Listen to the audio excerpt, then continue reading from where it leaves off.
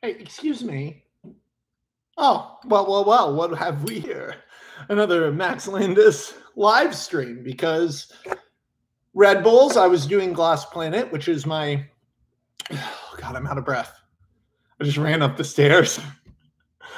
I was doing Glass Planet, which is my screenwriting mentoring service. And what I was thinking I would do was do this as a live stream and then edit it down. So if you're here live, you're here live. Hey, Patrick. If you're not here live, you'll see it later.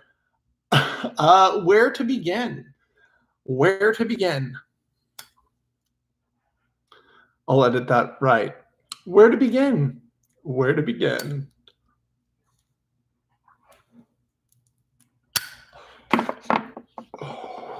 So if you know me at all, if you know my shit, you know that I'm very prolific. I've always been a very prolific writer. Writing is how I manage stress. And when I was a kid, the language of movies and talking about movies was really the primary love language in my house. Both my parents are huge cinephiles, and being able to describe a movie or talk about a movie or understand the details of a movie, it was as valuable as could possibly be for Tiny Max to, retain a relationship with his parents, because I was a pretty nutty kid, but I loved movies. I wanted to write movies, and I found I was constantly having ideas for movies.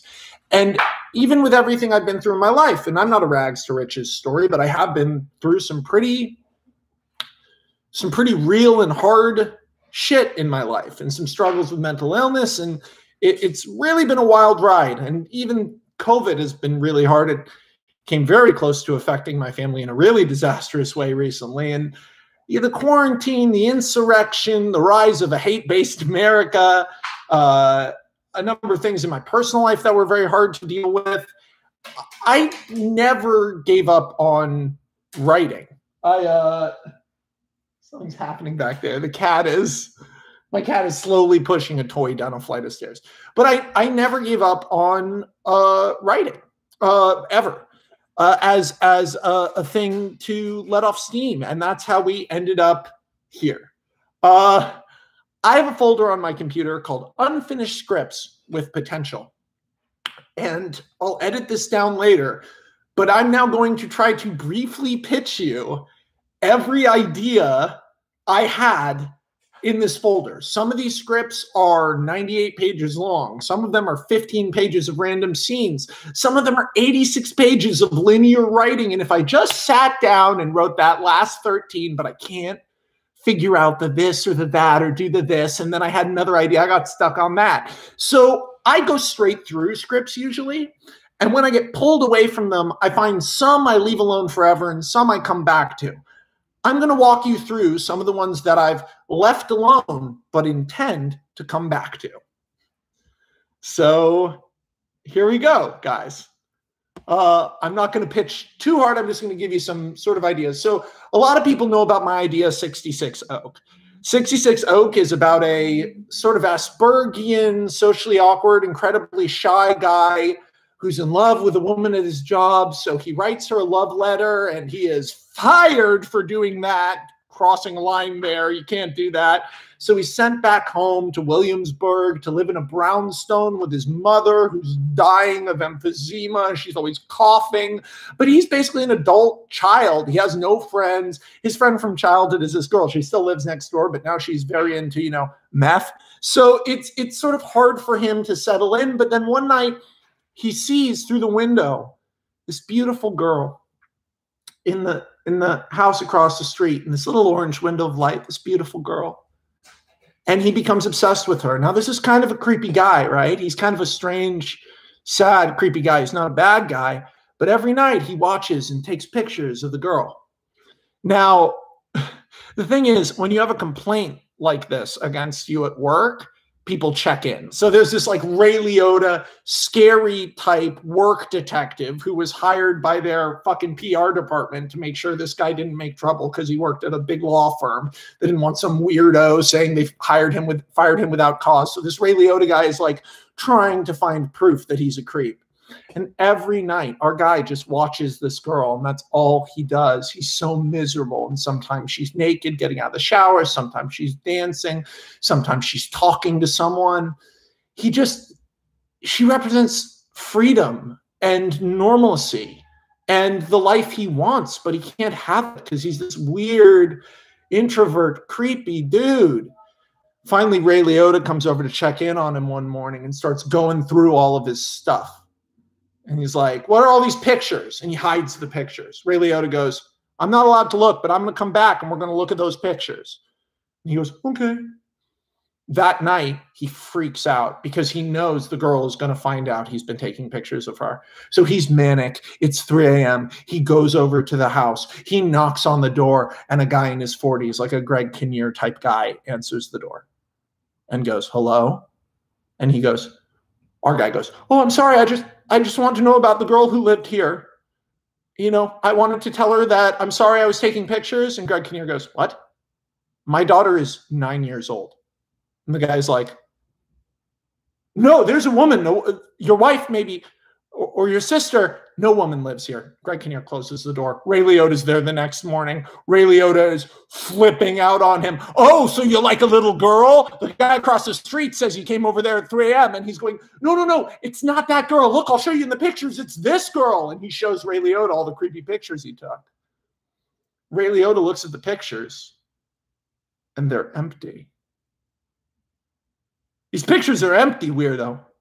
He looks at the photos, and in all the photos, the girl turns and looks at him. And he looks up out the window of his bedroom across the street where she stands naked, the side of her head blown off in the window. She dips her finger into her head wound and writes, can you see me? Ray Liotta's in his ear. You're going to go to jail, man. You're walking a thin line. He nods. The girl writes, help. So it's a fucking ghost movie. He goes on. It's basically like, what if Rain Man had to do Stir of Echoes? And it's a deeply creepy ghost investigation murder mystery movie with a psychic main character who was accidentally stalking a ghost. That's 66 Oak. And there's a lot of great ghost stuff in there. 66 Oak is currently 36 pages long. It's all over the place. There's this great thing where he figures out how finally to communicate with ghosts in kind of a cool way. Okay, so next up. Next up is one of two scripts called At First Dark. At First Dark, the first one, is about a tribe of cave people, of Neolithic pre-verbal humans who don't have English yet. And they come into a valley where they meet up with a team of Neanderthals. And we kind of get to know everybody.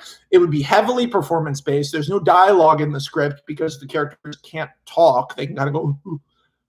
So I was using dialogue boxes to sort of give direction to the actor about what emotion they should be expressing. I'm not sure that was a perfect idea, but what's cool is they basically come across this, ugh!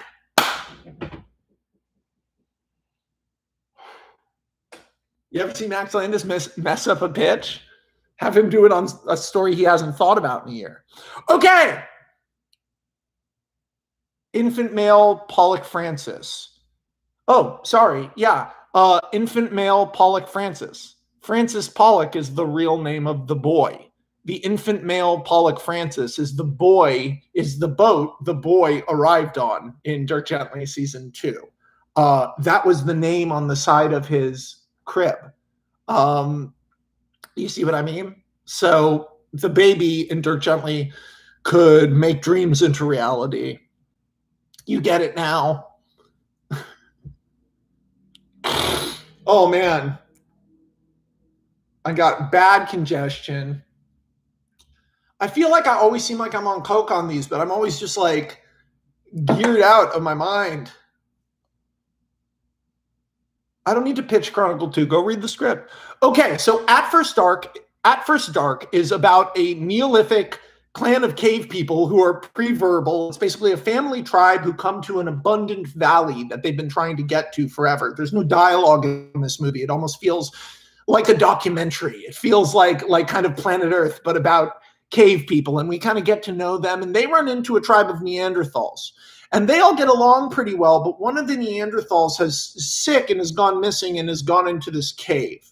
And so one of the Neolithic people goes to look, the matriarch, cave woman, goes to look to help to find the Neanderthal. But when she comes out, she has a wound on her arm. And she starts getting very sick and very pale. And she gets more and more and more sick and then seems to die. And then seems to kind of wake back up. And, the cave people don't know what to do. So they take her, they bring her in the cave and where she's comfortable because that's where she needs to be. And they give her her baby. And then she fully dies. And they're like, So they take the baby and the baby starts getting sick. And then the baby dies. And while they're trying to breastfeed the dead baby, it goes like that, attacks the tribe, and runs into the darkness. It's a vampire movie about cave people. It's mankind's first ever encounter with vampires. I desperately wanted to capture this moment of an apex predator meeting its greatest sort of legendary enemy, the first sort of collision between vampires and human beings. Vampirism, they aren't their own species. It's like a disease. It's like a virus. And this is sort of ground zero for that. I also really wanted to do a vampire movie where none of the characters knew the rules of vampires and had no frame of reference for what a vampire is or how you kill it. So there's a scene in At First Dark where all the cave tribe teams up on one vampire and beats it basically to death. But during that, half of them get bitten because they have no understanding that getting bitten turns you into a vampire. Just cool stuff. Anyway, so then At First Dark, the other one, the cowboy one. So this is a script I actually got pretty far on. It's about a young Apache brave named From the Woods who's kind of a nerd and a loser, and he's failed his 3 big hunts to get his feather and, become like a real brave who can go out. And this is in the late Wild West, so cowboys are already encroaching all over the place. You have General Custer over there doing genocides.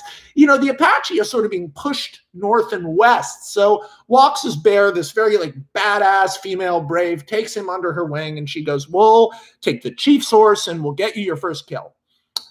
And he loses the chief's horse and they don't get the kill. So now he's made not only her look bad, but they're not going to let him back in the tribe. Because he desperately doesn't want to go back to the tribe and face consequences, he starts making all these excuses. He ends up basically being like, well, what about this thing in the sand? It looks like the trail of a big snake. And Walks' Bear has kind of been around a bit, and she's interested. So they follow the trail of the big snake out to the poster of the movie, which is a cowboy following a mule that walks ahead of him that he's yelling at, going, get back here, you stupid bastard. And around his neck is a yoke with chains, and the chains pull a coffin, and the coffin has been bolted shut, chained shut, and someone stuck a spear in it. And he's pulling the coffin. And the 2 Apaches are like, holy shit, we can rob this guy. They've never seen a coffin before. They have no idea what it is. When they come down on him, this poor guy who's had sunburnt, all fucked up, like James Ransome, pulling this fucking thing, these 2 braves get the jump on him, and he goes, listen, you can do whatever you want to me. But whatever you do, whatever it says, don't open that box. Well, they open the box, and that's the movie. It's a vampire movie. It's a vampire Western, and it's also a coming-of-age story and a hero's journey and the story of a friendship between a Native American and a cowboy. It's a real old-fashioned movie, but with some sort of modern hinks and dokes and dips. What's next? Collision. What is Collision? Oh, Collision. So Collision is I saw a movie, I forget what it was called. It was a Mark Wahlberg movie about an oil spill. a true story. And I thought, wouldn't it be really cool to do one of these like true story type movies with like prestige actors and like, you know, cool gray color correction, like really like look like a big real life movie about a incident that never happened. So Collision is about a space station that's in the orbit of Venus, and it's like indeterminate future, but there's about 20,000 people on this space station, and a spaceship is coming to relieve them.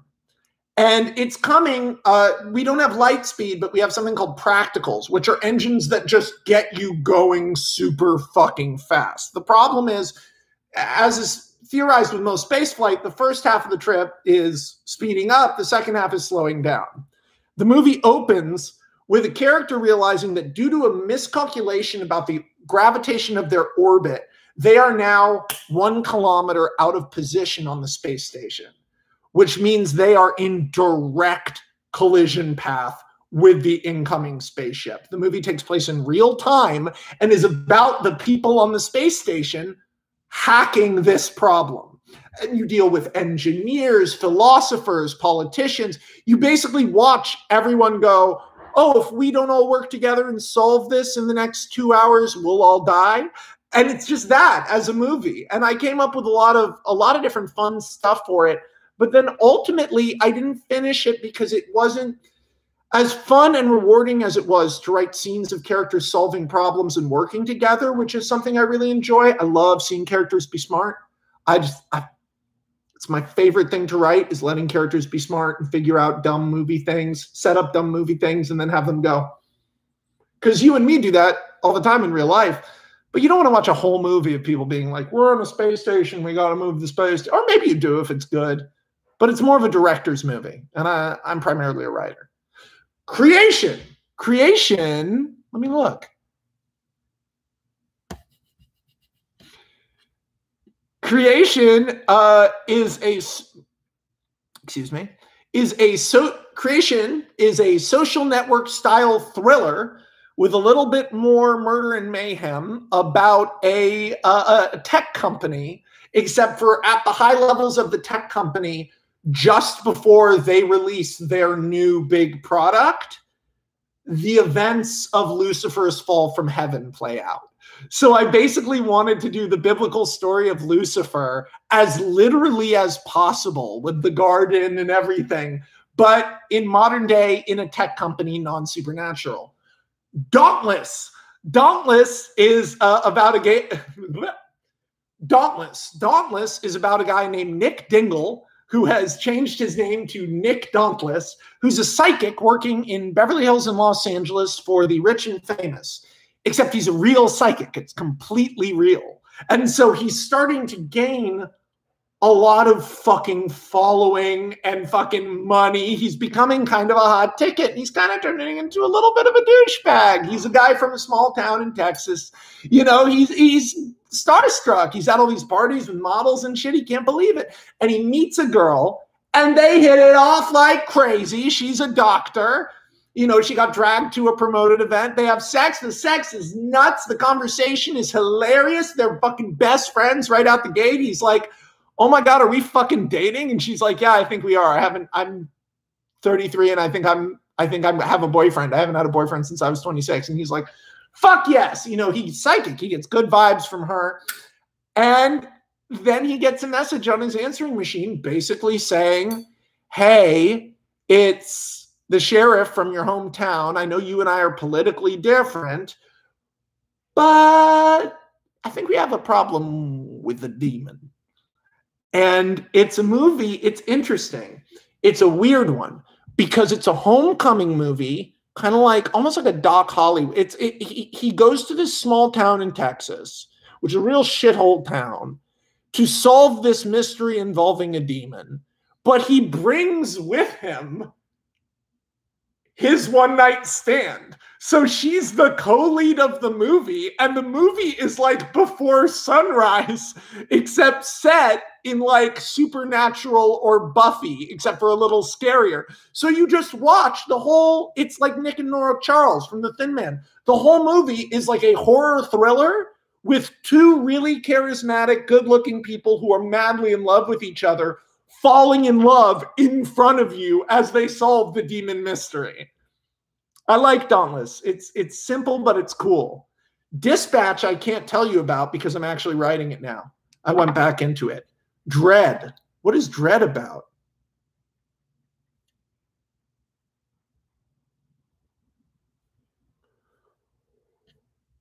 Ooh. Dread. I remember Dread. I was going to write Dread with another writer. There it is. I was going to write Dread with another writer. But Dread is about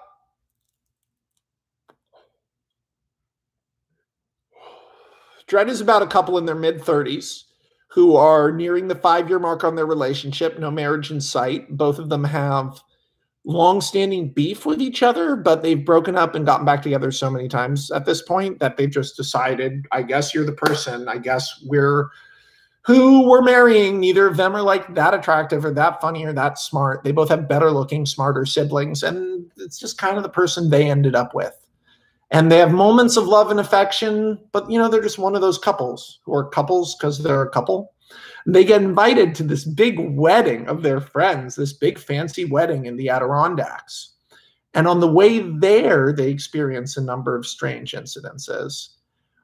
But when they arrive at this hotel at the base of a lake called Twin Lake, with trees lining the separation where a symmetrical lake sits on the other side of the hotel, and beyond that, on the other side of the hill, a symmetrical hotel, our couple realizes that there are actually 2 weddings taking place this weekend, and they're invited to both.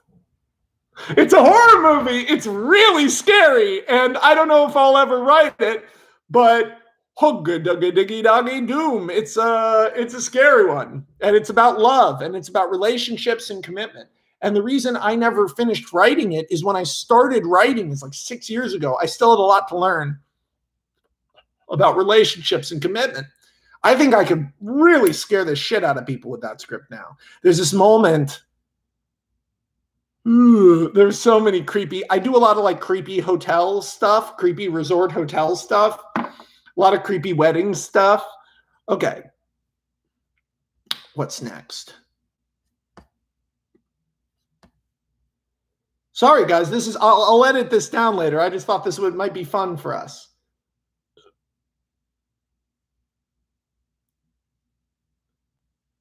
Bro, did someone just fucking spoil Attack on Titan Season 4 for me in the motherfucking comments of this live stream?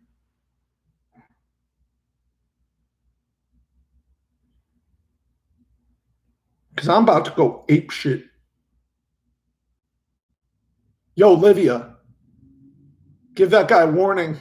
Someone just fucking spoiled.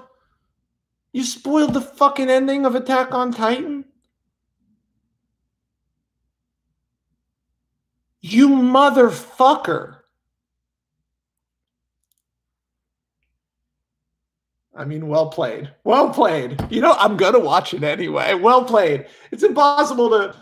No, don't ban him. Leave him alone. Leave him alone.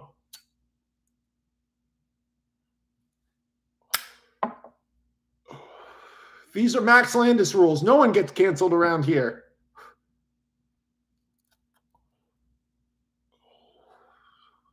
There's certainly no such thing as a trash person.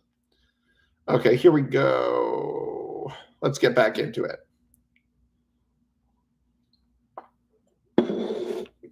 Oh my God. So interesting fact about me. Last summer, I spent time in like a mental health place and it was helpful. It helped me get my shit together. But they assigned me this guy whose like whole job was to watch me and make sure I like didn't commit suicide. And he was cool as shit. And I was like, is that your whole, like, what can we do? And he was like, well, I don't know. And I was like, can we watch stuff? And he was like, yeah, I don't know, sure. Because he's my age. And I was like, everyone says Attack on Titan is good. So we just fucking banged through the first 3 seasons in like 4 days while I was on suicide watch. And you know what? It brought me back. No, it was very good though. Sorry. Whoa. That's woof. I'm trying to see if anyone's saying anything. Kryptonian Epic's doing great. Kryptonian Epic is going to be epic. Okay, let's get back to the point of this video. You're planning on going forward with some of these ideas? Depends. My career is not my primary concern right now. I'm comfortable with where I'm at financially. I want to make art I like. I'm figuring out ways to make larger scale art and be paid to do that. I found some ways to do that. I'm following those roads and seeing where they take me. You know, I'm not trying to sell these puppies. Okay, here we go. Back to it. Back to it. You guys ready? This is good. Okay, Free Ride. Free Ride is a script, I think, about flying all around the universe. But I don't actually know, because when I read it, okay, here we go. So here's like a part from it. It's only 3 pages of like random scenes. Okay. Is what you've got back there a spaceship or a time machine? A little bit of column A, a little bit of column B, a little bit of column X, lots of columns all over. Hey, stop listing columns. What you have there, my friend, is our great soaring success. This doesn't go somewhere. This goes anywhere. Just sounds like I'm describing a TARDIS. Not too impressive. I don't remember what that script was about. Further.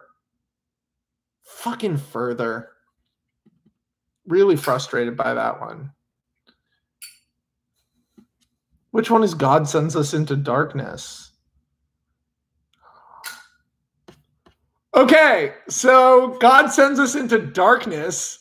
Okay, God Sends Us Into Darkness is about, oh, I guess.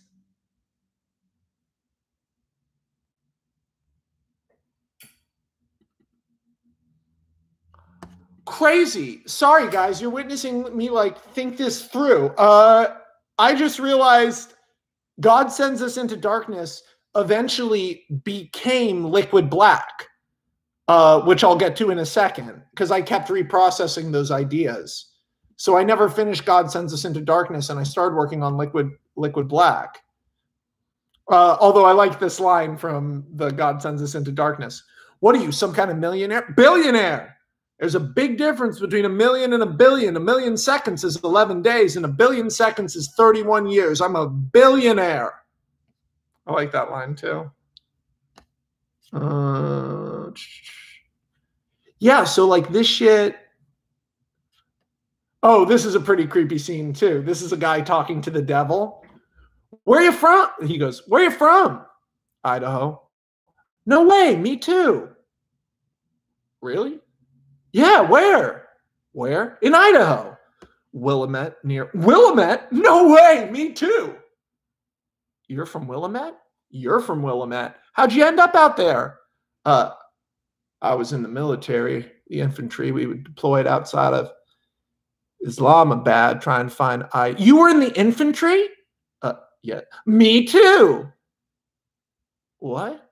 I think you'll find that everything you've done, I did with you. What are you talking about? Who'd you serve under? I was in the 25th under General Howard Cahill. What'd you say your name was? Me too, Cahill, Howard Cahill, the old bastard. Who are you? I mean, whatever you say, me too. Me too, Paul. Me too, everything. I am you. Paul realizes he's sitting alone at the bus stop.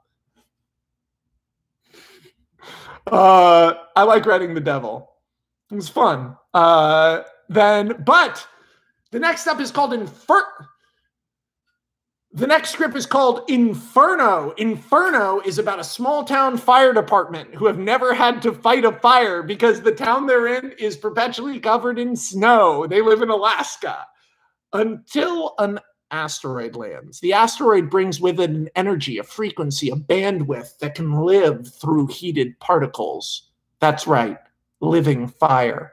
The asteroid is only this big, but it weighs 40,000 pounds.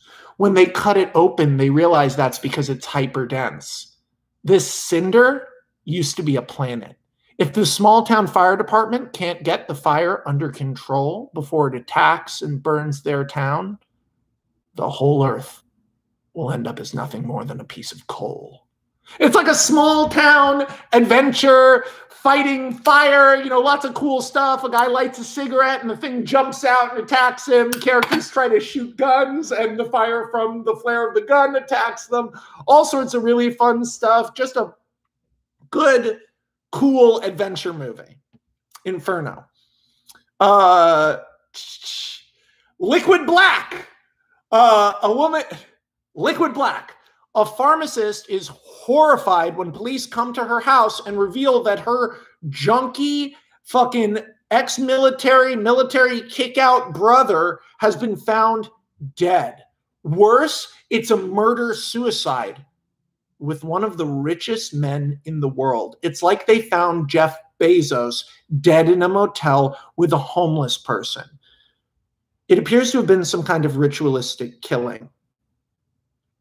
However, when she takes a shower that night, coming home in shock, and the room steams up, on the mirror, written in the steam is, "Be right back, sis. Don't worry about me." She's like, huh? She goes and searches his room and notices a smell. The police already went through here and they said they'll be coming back. She's not supposed to be in there, but that smell. She digs into where he used to keep his drugs and porn when they were teenagers, hidden deep in the floorboards, and finds a corpse. Her brother's corpse. But she just identified him at the morgue. But wait, that body at the morgue didn't have the little scar on its finger from their childhood. And this one does. So it's a movie about a group, Basically, what the movie is about is a small group of people are doing a heist in hell, because you never go to hell in the movie. But to go to hell, you have to do a ritual, kill yourself, and then because your body springs from your soul, when you come back to Earth, you come back with a new body.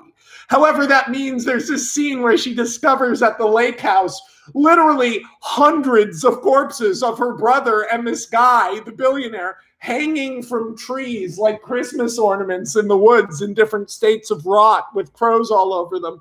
And of course, her brother comes back, and you keep having characters entering and exiting the movie, because basically the idea is Jeff Bezos' character way back in the day made a deal with the devil for his soul to become the richest man in the world, but he has buyer's remorse because the deal was he could never feel love, which means he has no relationship with his son. His kids are like the kids from Succession, so they're all frantically trying to figure out what this random pharmacist and her junkie brother have to do with anything. Well, they're the key to the whole thing. We've been kidnapping the barons of hell. They're kept in jars under the lake house. The goal is to kidnap every baron of hell and then ransom them back to the devil. And if he won't pay the ransom, then we're coming for him too. It's a very fun movie. It's a thriller, lots of body horror. Very fun movie, thriller, lots of body horror. Low Speed. Okay, so Low Speed. Low Speed is about a cop, and she's assigned to what it seems to be the longest and loneliest road in America, out way in deep Texas. And it's this road that stretches on for 41 miles to nothing. They say it goes to another town, but it's the back road to the other town. So some of it's BLM, some of it's not paved. And there's a stop sign on it, and she has to sit there and watch the stop sign. The reason she has to do this is because everyone at work hates her. She's an up her own ass, withdrawn, sort of mean, snarly, short, so short with people, kind of jerk lady. And, you know, she doesn't really have anyone in her life. She has this guy she's in love with, but he's clearly gay, and he keeps telling her that. Nothing's really going on with her life. She can't get affection from her own cat. And then one day someone fucking runs the stop sign and refuses to pull over. They begin to go down the road at 15 miles an hour, and she begins to pursue them. They drop a walkie-talkie out of the car and begin to taunt her via the walkie-talkie, identifying themselves as Cash Dynamite and saying she's in for the most difficult day of her life. A little bit into the chase, pretty much all the cops at the station keep saying, don't go down that road, because here's the thing. It was a prank on her. That's a service road that doesn't go anywhere. And yet, as she banks around the first set of hills and rocks out in the desert, he holds out the window a sign that says, do you believe in magic? She goes, just pull over. He drops a sign. And there's a 40-foot billboard that says, then how did I do this? She's walking into a surreal nightmare designed especially for her by a man with a tremendous amount of money, a very deep grudge, and an endless supply of time, and the emotional maturity of a fucking 9-year-old. It's a comedy along the lines of something like Charlie Kaufman, wherein we enter this incredibly weird environment that's a reflection of one of the characters' psyches, but it's also literal. So it's not like Charlie Kaufman, because this guy has built what's essentially a large-scale art installation, Jigsaw via Burning Man, to torture this one cop with memories from her life. And we witness her entire process of basically coming into herself as who she is as he tries to destroy her. And that's Low Speed. It's really a silly, fun one. But there's this incredible sequence where he finally breaks her down, and she ends up chasing him down on a wild horse. It's so fun. It's so fun. That script I should write. I'm proud of that. Okay, Mad Jack.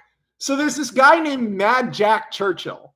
You should read his Wikipedia article.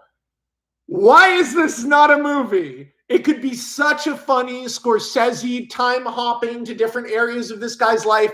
This is a guy who is a Hollywood actor, a World War II hero, a roaming motorcycle driving, sword wielding gambler in India, a fucking mercenary helping to set up Israel and standing toe-to-toe with Palestine, and then he finishes his life as a surfer in Malibu. Go fuck yourself. Christian Bale, where are you? Mad Jack Churchill. Okay. Number One Gun. A young woman who's assigned... Number One Gun is kind of a hard one because it's a mass shooting.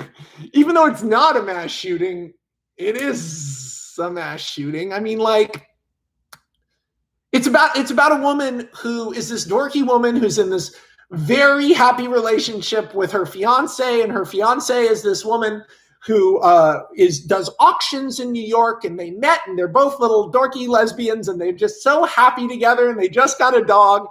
And she gets a job from a very, very prestigious guy because her job is she restores machines. She restores old clocks. She restores old lanterns, old automatons, all old machines. She does like the guy in Toy Story 2, you know, like she's all detail oriented. And he has a gun. It's a revolver that has a legend behind it that has for years been stuck. The trigger's stuck back. And it's all messed up, and this gun was long thought destroyed. But she comes in, she does her Toy Story 2 on it, but when she touches the gun seizes control of her right arm. The gun is a character in the movie. The gun can't speak, although it has unlimited ammunition and can write and send messages and go boom, boom, boom, boom, boom, and can direct her. It can point at her to threaten her. So you essentially have this actress have an incredible physical performance. It's like Upgrade times a jillion. It's like the end of Stardust times a whole movie, because it's a buddy action movie about this dork who's being led around by her arm just getting like yanked from place to place as this gun tracks down a legacy of revenge 200 years in the making. So it's a pretty silly one. I never went all the way through it. Kind of an Idle Hands vibe. Pop. Literally, I don't know what Pop is. Oh. Pop was a romantic comedy I played around with about one morning, a guy and his girlfriend, they've been together for 2 months. They don't know each other that well, but they're really falling in love and they're cuddling and they're squeezing. And he goes, oh man, I wish we could just squeeze and go right through each other. And there's a pop and they're on opposite sides of each other. And the movie is about them slowly learning to use this ability to steal things and become criminals. And I was really excited about it. And then I found out about a fucking comic called Sex Criminals, which is basically the same thing, but if you come, time freezes. So I just like wandered the fuck right out of that script. I was like, that already exists. Does everything have to be with buddies? Yeah, everything has to be with buddies because I like writing friendships.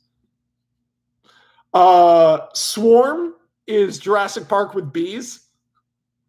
The Bartenders. The Bartenders is one of my ideas that I kept pitching, and it would always almost sell, so I would never sit down and write it because I'd always sell it. Basically, is the idea that alchemy is real. By mixing certain alcohols, you can create magic potions.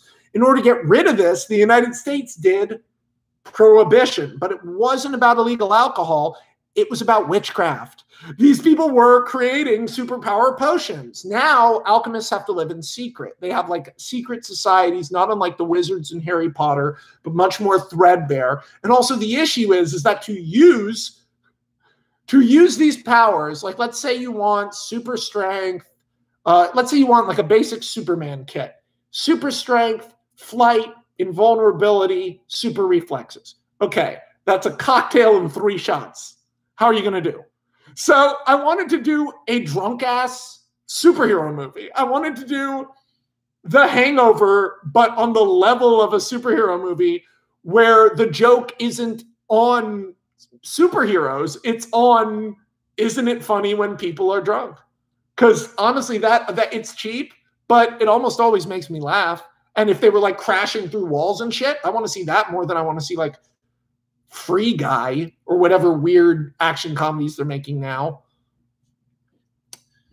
The Clown Knight is about a guy who becomes the apprentice to a notorious knight who's dressed like a clown, only to discover that the knight actually is a clown, and the famous battle that he won where he fought 40 guys single-handedly did happen, but was basically like a fluke. So the entire thing is like a drama about 2 guys believing in each other, and at the end he fights 60 guys on his own and wins. I mean, like, I didn't figure it out that much. The Imposters.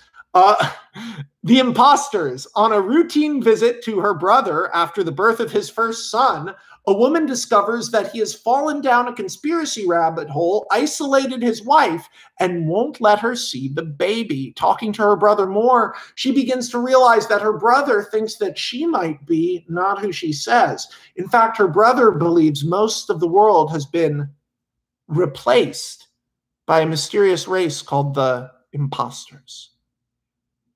The Imposters is cool. I should finish The Imposters because The Imposters has... I'm very proud of the ending. All the stuff mechanically to get to the ending, it's just long. You know, sometimes you just notice that, like, it's long. God, you know, I'm doing this, but I have like 20 more.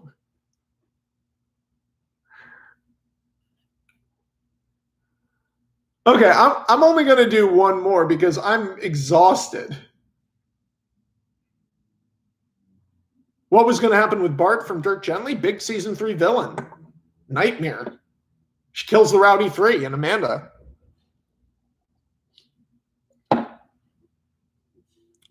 Oh, God. Okay. Oh, fuck, I have a Glass Planet soon. Dead Guy. I love Dead Guy. Hold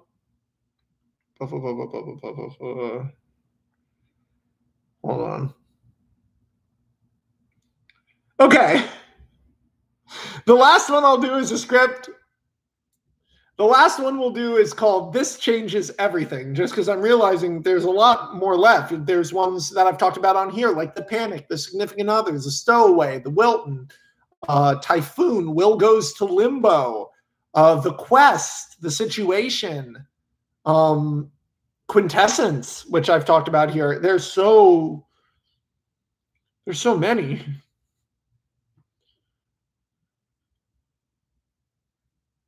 Oh no! So are you being horrified by the fact that the Rowdy Three get killed? Are you guys all freaking out?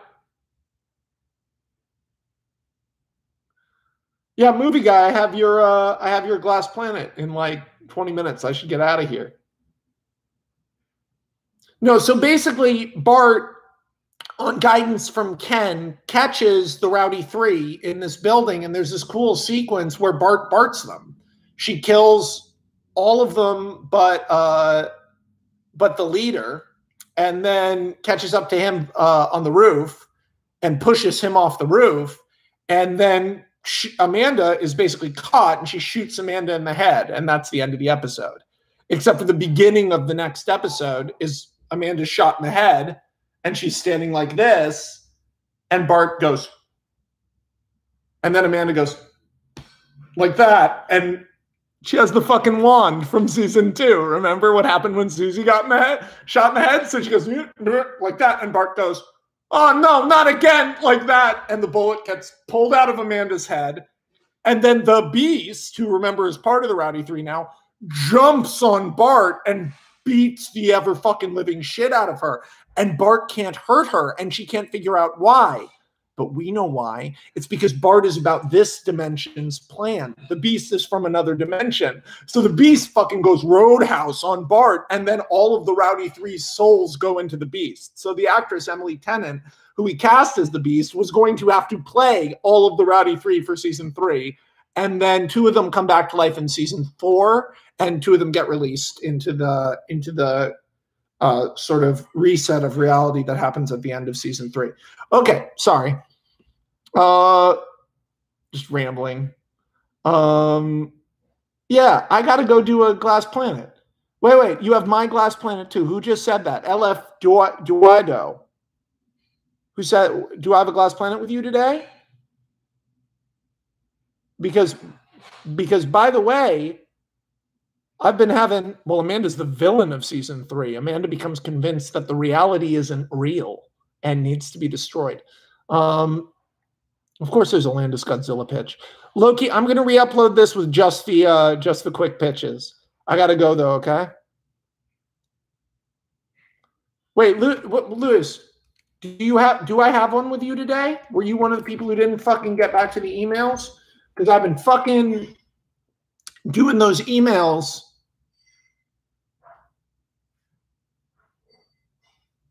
You better let me know.